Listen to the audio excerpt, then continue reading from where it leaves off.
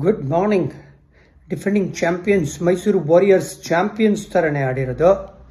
Convincing 39 runs victory Bengaluru blasters ವಿರುದ್ಧ. ಅನುಭವ ಇರುವಂಥ ಮನೀಶ್ ಪಾಂಡೆ ಅವರ ಡೇ ಆಗಿತ್ತು. ಚಿಂದಿ ಚಿತ್ರಾನ್ನ ಬ್ಯಾಟಿಂಗು.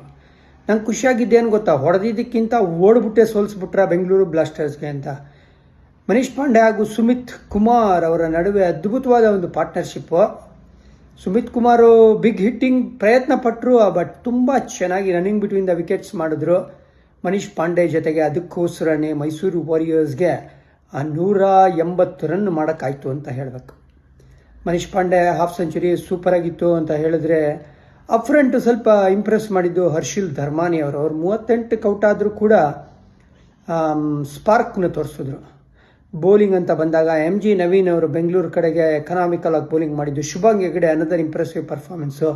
ಶುಭಾಂಗ್ ಹೆಗ್ಡೆ ಮೇಲೆ ಕಂಡಿಡೋಣ ಅವ್ರದ್ದು ಯಾವ ಥರ ಇರುತ್ತೆ ಈ ಸೀಸನ್ನು ಅಂತ.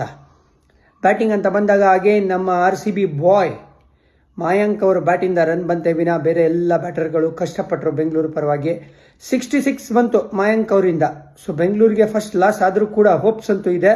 But Mysore warriors off to a good start ಅಂತ ಹೇಳಬೇಕು. ಇದ್ರ ಬಗ್ಗೆ ಇನ್ನು ಮುಂದೆ ಕೂಡ ಅಪ್ಡೇಟ್ ಕೊಡ್ತೀನಿ ಅಂತ ಪ್ರಾಮಿಸ್ ಮಾಡ್ತಾ, ನಿಮ್ಮ ದಿನ ಚೆನ್ನಾಗಿರಲಿ. ಜೈ ಹಿಂದ್. ಇಂತಿ ನಿಮ್ಮ ಜಾನಿ.